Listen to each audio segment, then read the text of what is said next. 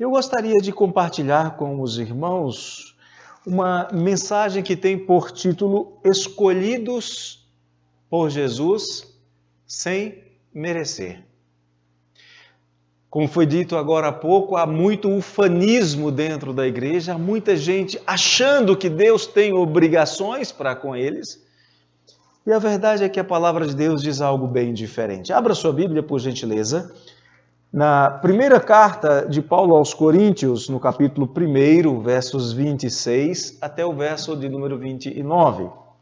Nós vamos fazer a leitura da primeira carta de Paulo aos Coríntios, no capítulo 1, versos 26 a 29. Assim nos diz a palavra do Senhor nosso Deus. Irmãos, reparai, pois, na vossa vocação. Todos encontraram? Amém. Leiamos, então.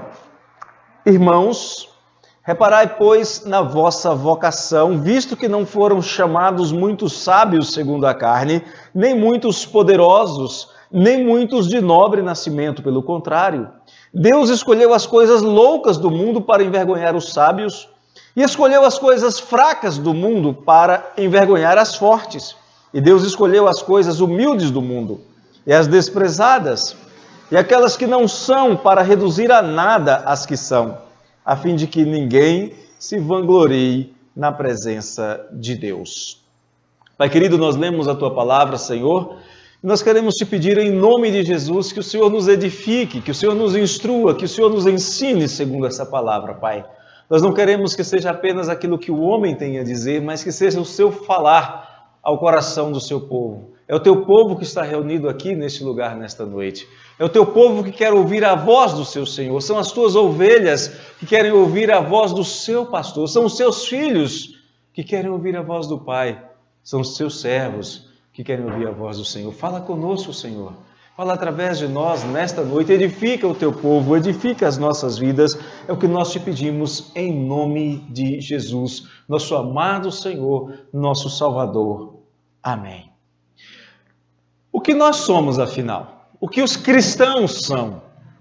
O texto que nós acabamos de ler nos diz algumas coisas. Mas eu queria começar com uma pergunta. Por que você está aqui? A resposta mais comum que eu ouço quando faço essa pergunta é: porque eu quis, porque deu vontade, porque me convidaram, porque eu não tinha mais nada para fazer e resolvi ir a uma igreja, ou porque eu tinha um compromisso lá na igreja.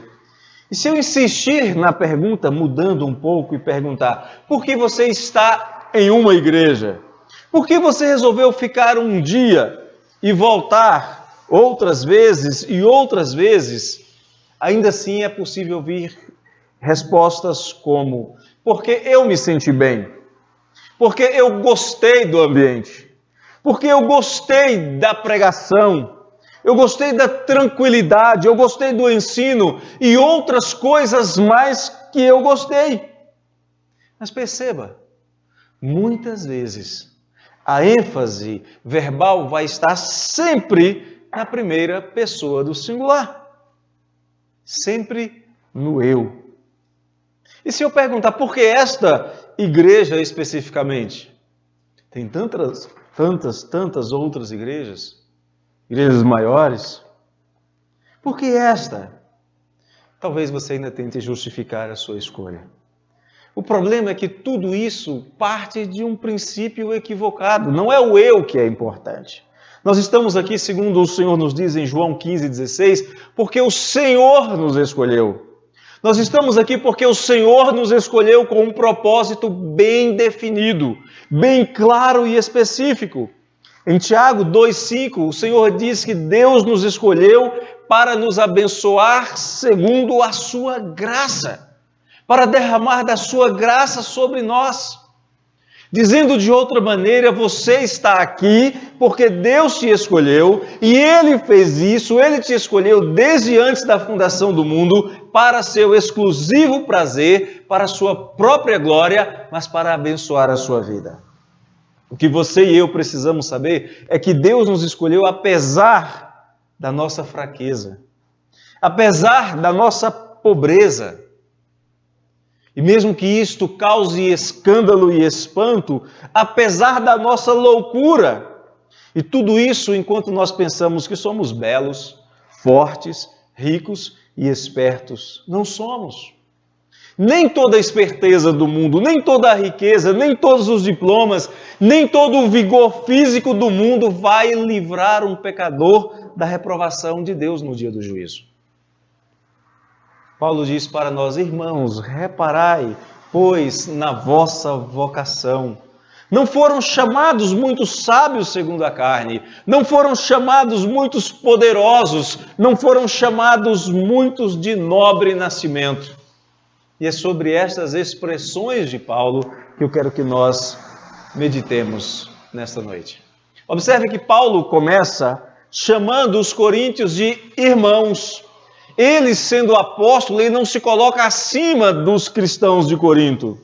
Ele se coloca no mesmo nível em que eles se encontram, como se dissesse: o que eu vou lhes falar a partir de agora não é um fato que acontece apenas entre vocês, não é um fato que acontece entre os gentios, mas é algo que é comum a todos os santos. Paulo, de alguma maneira, está dizendo: eu, Paulo, também passei por esta experiência. Vocês são iguais a mim. E é justamente para a experiência da salvação dos coríntios que Paulo vai chamar a atenção. Naqueles dias, quando Paulo escreve para a igreja em Corinto, havia um grupo na igreja que estava enfatizando um conhecimento esotérico chamado gnose. Um conhecimento superficial e não espiritual. Um conhecimento que não produziu resultado em Atenas. E Paulo então vai lhes lembrar como eles viviam, vai lhes lembrar que eles se converteram e usa uma expressão enfática. Ele diz assim: reparai, prestem atenção, coloquem todas as suas capacidades intelectuais para analisar como foi que vocês foram chamados. Eles foram chamados de maneira eficaz. Eles foram chamados de maneira irresistível, mas não foram chamados para o que os homens dos seus dias, do seu tempo, tanto amavam. Aliás, os naturais, judeus ou gregos, ou todos os homens indistintamente, naqueles dias, como hoje também, continuam rejeitando a mensagem da cruz, e somente aquele que é chamado, somente aquele que recebe o chamado do Espírito do Senhor, acolhe a mensagem da cruz. Tanto faz ser judeu, gentil, não importa de onde venha. Paulo afirma aqui, queridos, que o que é importante não é o que eles foram, mas o que é importante é o fato de que eles foram chamados por Deus para a salvação em Cristo Jesus. Observe que Paulo começa dizendo que não foram contados, não foram chamados muitos que eram contados entre os sábios. É óbvio que entre os coríntios crentes havia pessoas instruídas, mas eles não eram considerados os homens sábios do seu tempo. E se olhassem para o cristianismo nascente, certamente poucas pessoas naqueles dias rivalizavam com o conhecimento que o apóstolo Paulo tinha. Entretanto, o que nós vamos ver é Paulo lembrando que não havia muitos filósofos entre eles. Não era nos amantes da sabedoria secular que o Senhor estava interessado. Não fazia parte do plano de Deus criar uma nova escola filosófica.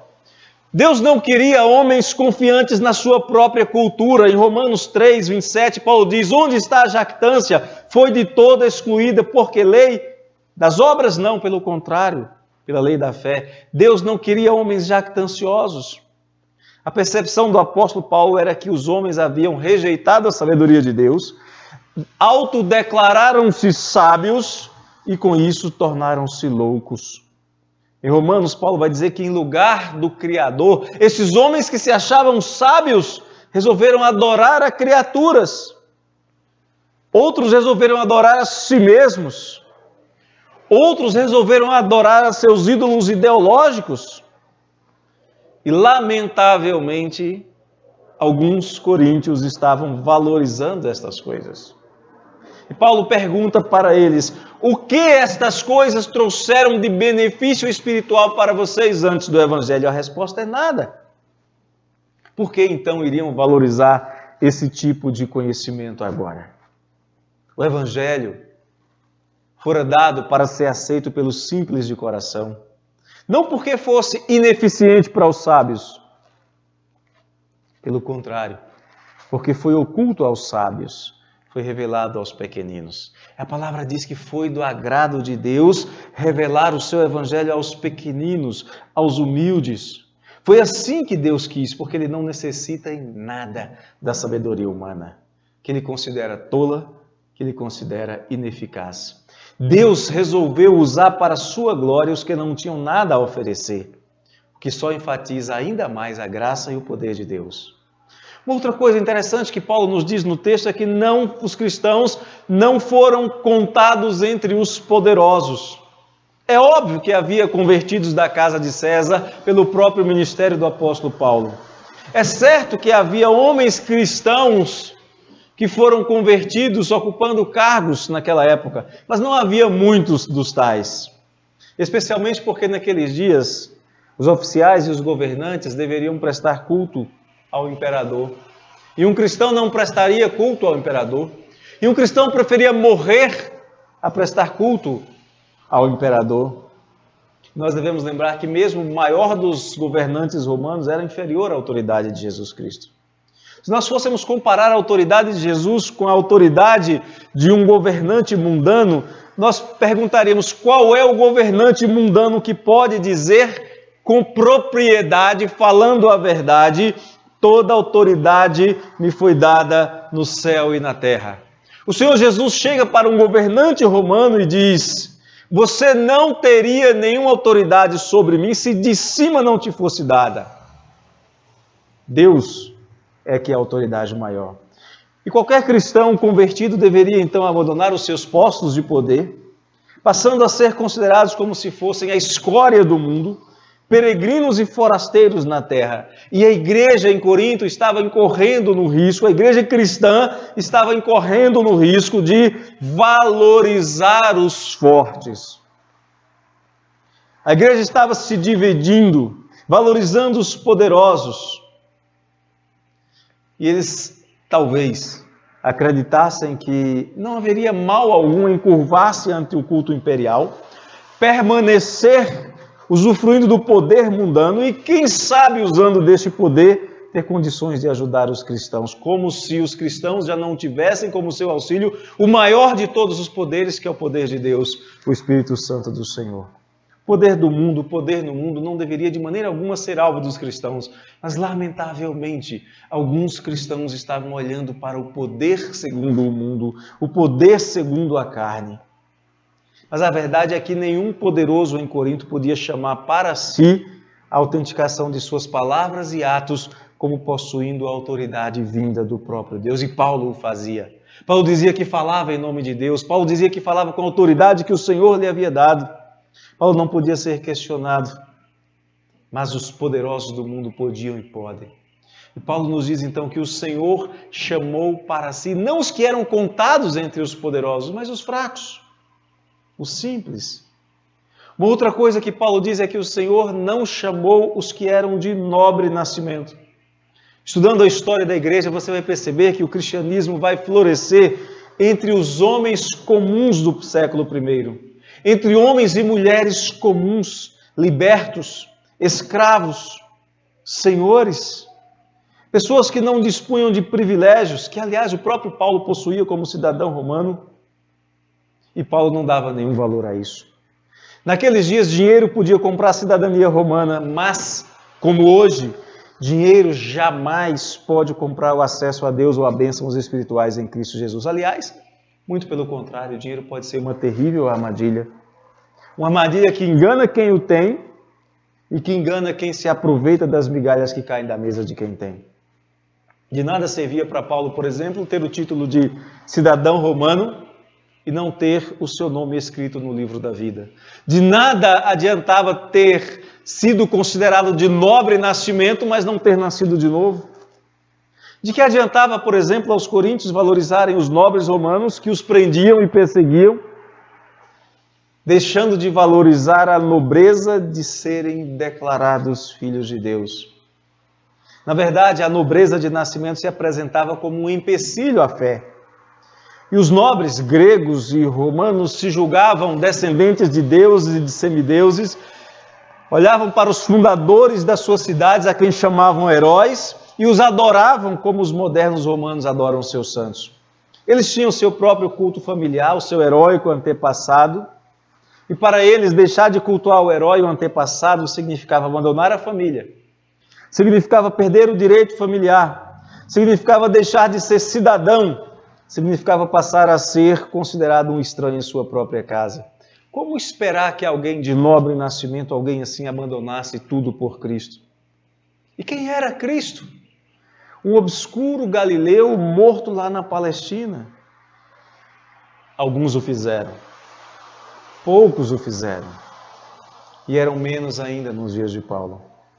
Então Paulo, após lembrar quem os coríntios não eram, isto é, não eram sábios, não eram poderosos, não eram nobres de nascimento, e mais especificamente ainda, Paulo diz que Deus preferiu preterir os sábios, os nobres, os de nobre nascimento, os poderosos.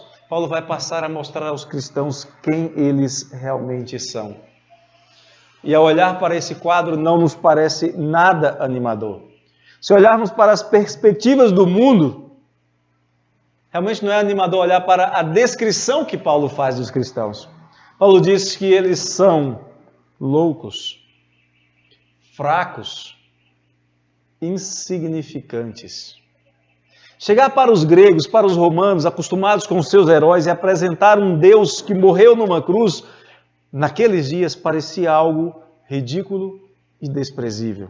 Ah, não, diziam eles, o seu Deus é um Deus morto. Os romanos diziam, meu Deus fez coisas extraordinárias. Os romanos olhavam para os cristãos e diziam, o seu apenas fracassou morrendo numa cruz. Então diziam eles, não, o seu Deus não me serve.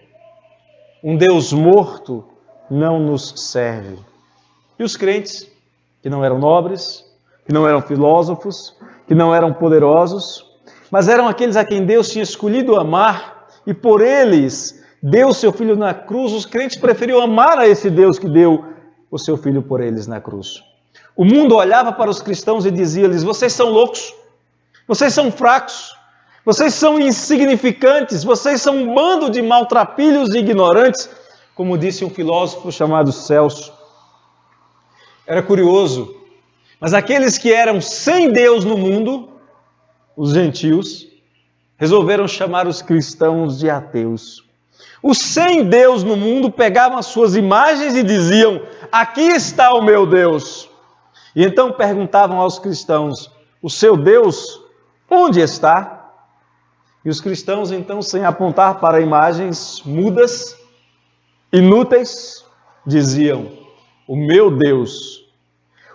Deus que fez o céu e a terra, o meu Deus que fez tudo o que nela se contém, o meu Deus está assentado no alto e sublime trono. O meu Deus está assentado no alto e sublime trono e não pode ser representado diante de olhos humanos. Mas o meu Deus se fez carne. O meu Deus habitou entre nós e vimos a sua glória. Vimos a glória do unigênito do Pai. O meu Deus me amou, pode afirmar um cristão. O meu Deus tomou o meu lugar na cruz, pode afirmar o cristão. Mas a cruz e a morte não puderam reter o meu Deus. E Ele está vivo e voltará para julgar os poderosos, os sábios, os espertos, os de nobre nascimento, os ricos segundo o mundo, trazendo-lhes então dura palavra de condenação. Mas o meu Deus, o Deus que me amou e o Deus a quem eu amo, chamará para si os fracos, os considerados loucos e incapazes, e dirá para eles entrarem no reino que está preparado para eles desde antes da fundação do mundo. Se eu perguntar de novo para você, por que você está aqui? A única resposta razoável, a única resposta aceitável, a única resposta que vai mostrar que, de fato, você entendeu quem é este Deus, é que você está aqui porque Ele te escolheu, porque Ele te amou, Porque Ele inclinou o seu coração para que você o amasse, porque você só pode amá-lo porque Ele te amou primeiro.